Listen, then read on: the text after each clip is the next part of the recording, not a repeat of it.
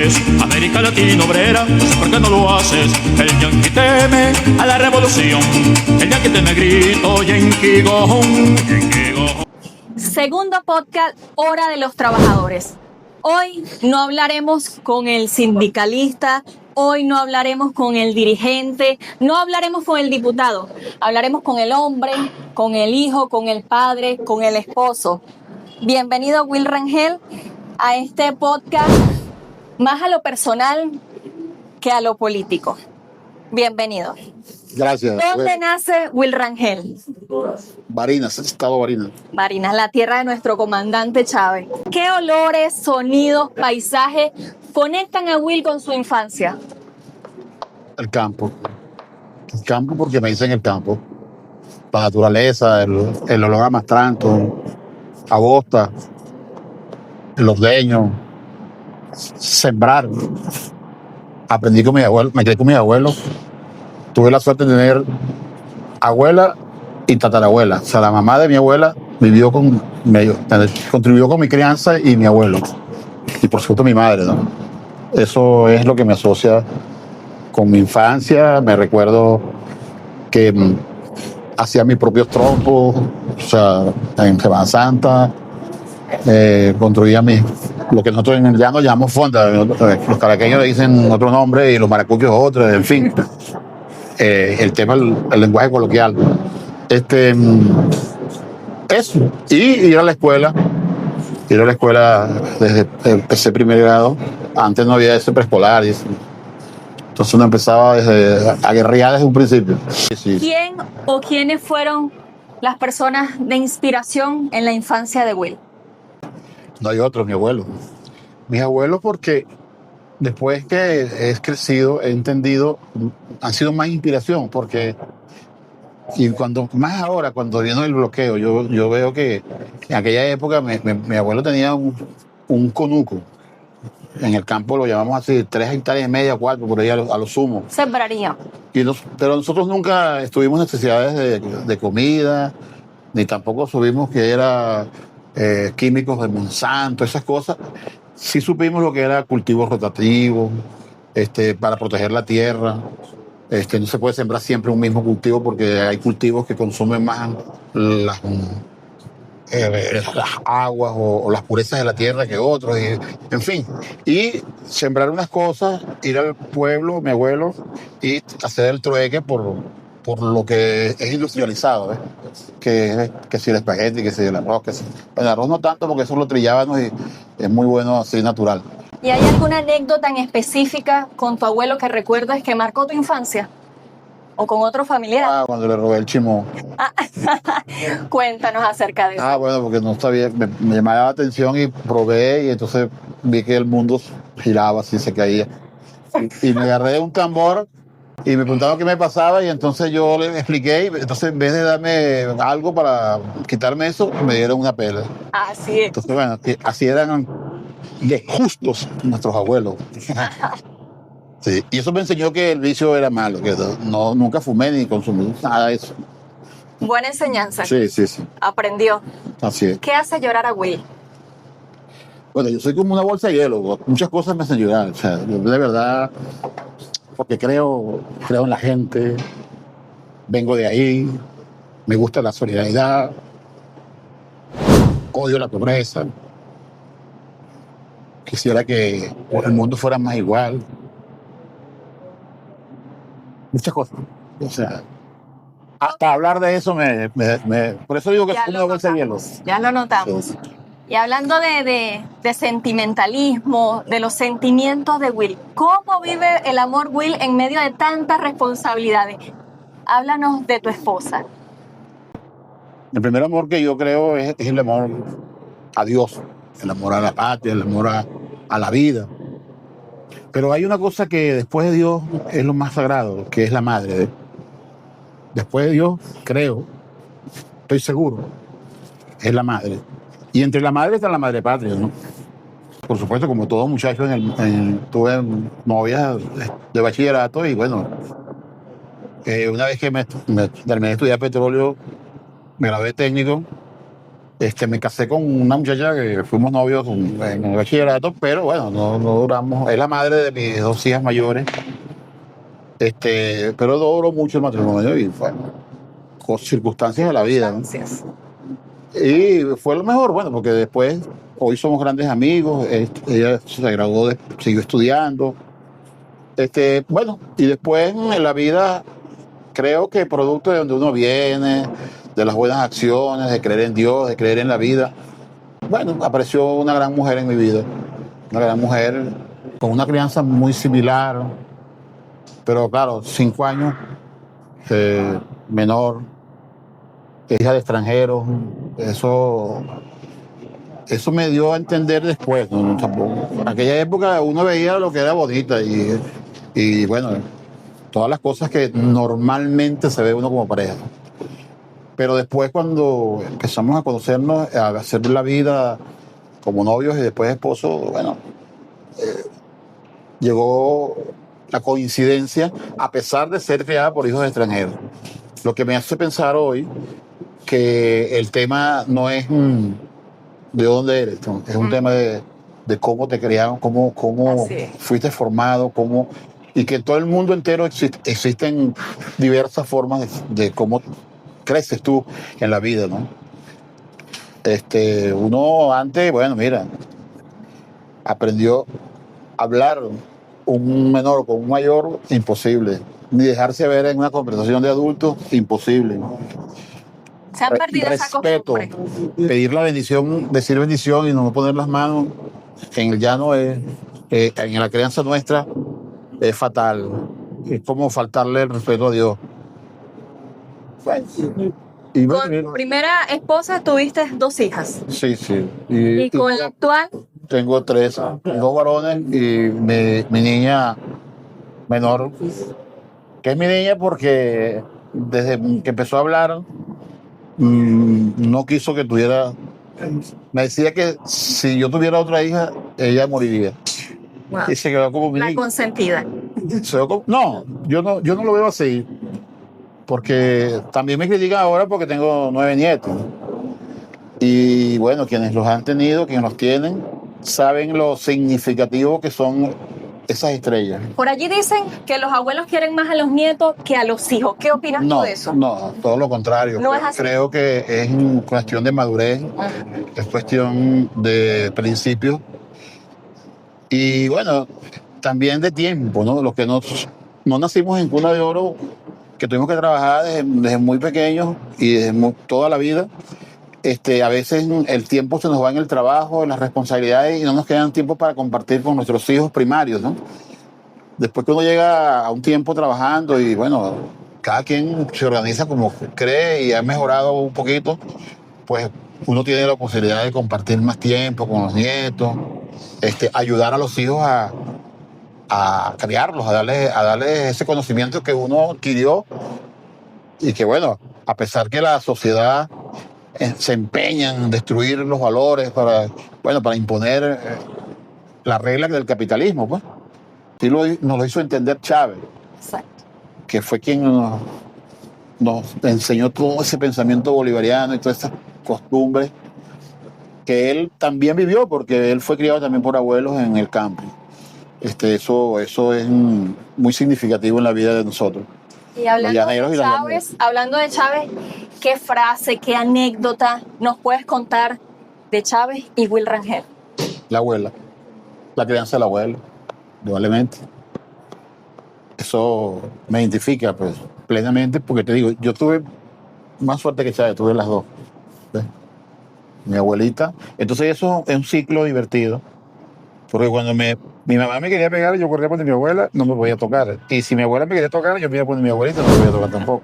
Entonces, bueno, son como cosas alegres, ¿no? Sí. Pero sin embargo, cuando me tocaban cualquiera de las tres era duro. Duro para que aprendiera. Era otro tipo de educación. Sí. Bueno, por allí dicen que Yo respeto. tiene mejor funcionamiento, tuvo mejor. Bueno, habrá que ver las estadísticas.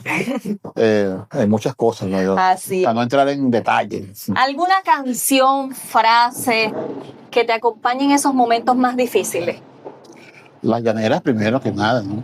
La linda Varina, Apura en un viaje primero, Linda Varina. Luego, de adolescente, o bueno, dijera el presidente Maduro, no adolescente porque no lo hacemos de nada, pero ya muchacho, bueno, valí primera. Valí primera, ni sabía yo, o sea, pero el contagio, y cuando tú leías las letras, porque Ali cuando lo persiguieron, que no lo dejaron grabar, él sacó un sello que se llama Cigarrón, y entonces venía la, la canción y uno leía el contenido de las letras, le daba a entender cosas que después Chávez también hizo, ¿no? Sobre todo cuando Chávez decía que el primer revolucionario es Jesucristo, ¿no? Creo que es así. La historia lo ha dicho así. ¿Algún sueño, meta que todavía le queda a Will por cumplir? De las muchas que ha logrado. Mira, ¿no? Seguir dando la lucha por la igualdad, por la revolución, porque aprendí a creer en esto, hasta que Dios me dé vida, pues, y tener salud para seguir contribuyendo con la humanidad. Creo que cuando hablo de la humanidad, hablo de un todo, ¿no? Hablo de un todo más allá de la familia, porque no podemos ser egoístas en solo la familia es para un colectivo. Y bueno, el destino me ha traído hasta acá y he logrado algunas cosas.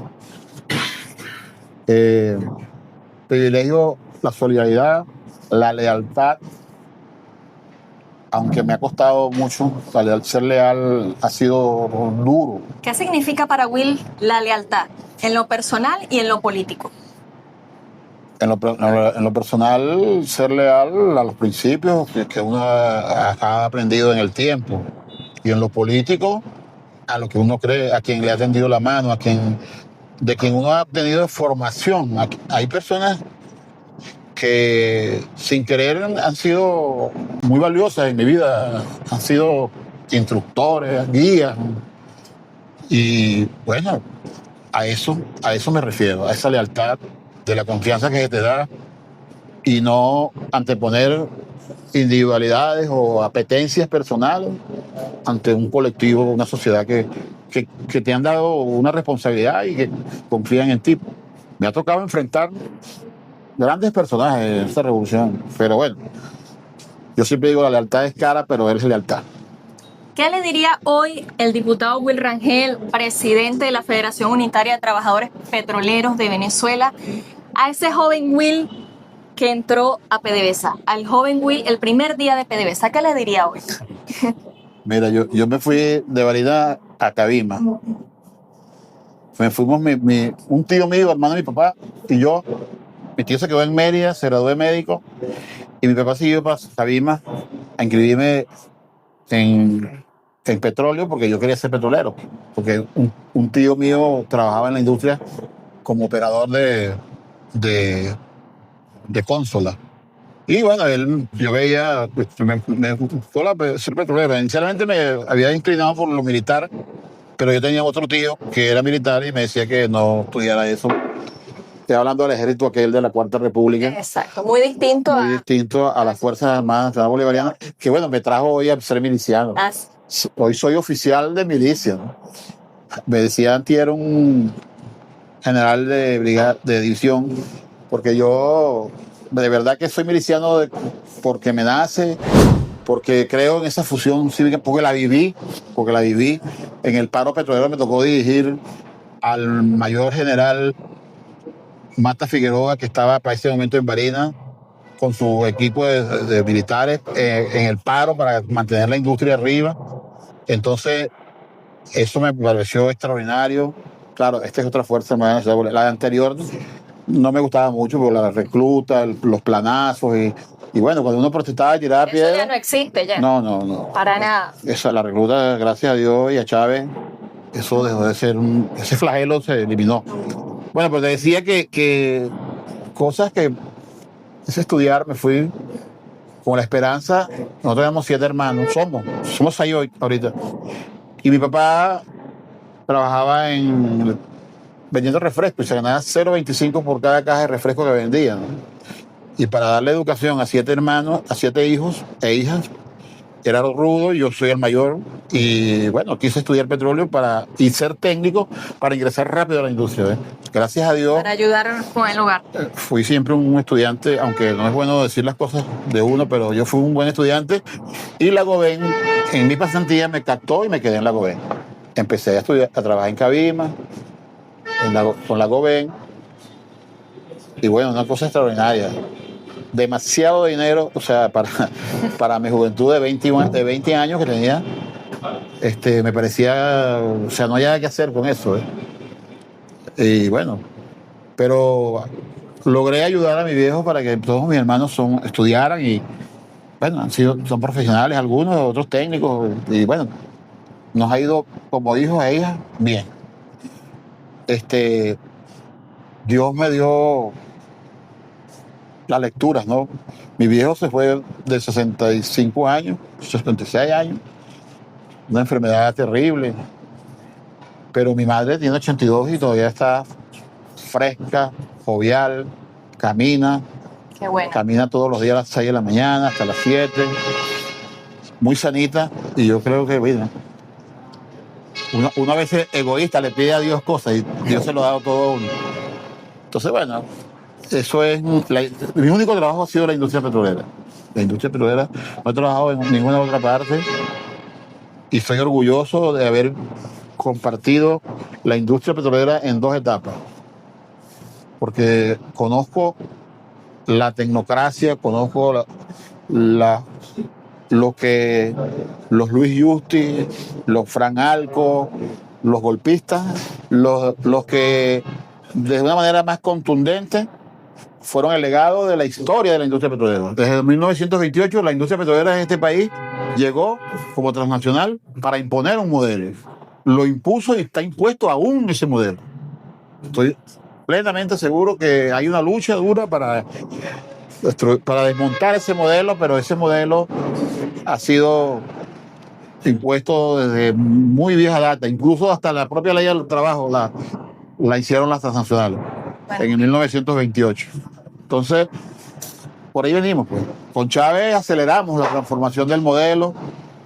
Chávez fue por los Amos del Valle y ellos ratificaron, porque ellos construyeron una PDVSA una vez que Chávez gana, para tumbar a Chávez. Y lo tumbaron, igual lo hicieron con Castro en 1902, igual lo han hecho históricamente. Montaron a Gómez para que Gómez fuera el caporal de Venezuela. Construyeron una industria con unos recursos extraordinarios a espaldas del pueblo, para que el pueblo no se interesara por la industria petrolera. Fue toda una estrategia. Y eso lo descubrimos después de Chávez, porque antes nos construyeron a que no existía un pueblo. O sea, nosotros podíamos tomar comer en el mejor restaurante, la mejor bebida, y el pueblo no están así. PDVSA no era del pueblo. Construyeron, no, es que no existía PDVSA. PDVSA no debió existir nunca. PDVSA es un holding que crearon con Carlos Andrés Pérez para darle continuidad a las industrias transnacionales en este país. Carlos Andrés, aquella falsa nacionalización que hizo hace 49 años, lo que hizo fue alargar la concesión de Gómez. Eso fue lo que hizo, más nada. La falsa es Chávez en el 2006, 2005, cuando hace la verdadera nacionalización, pero ya habían creado a PDVSA como holding.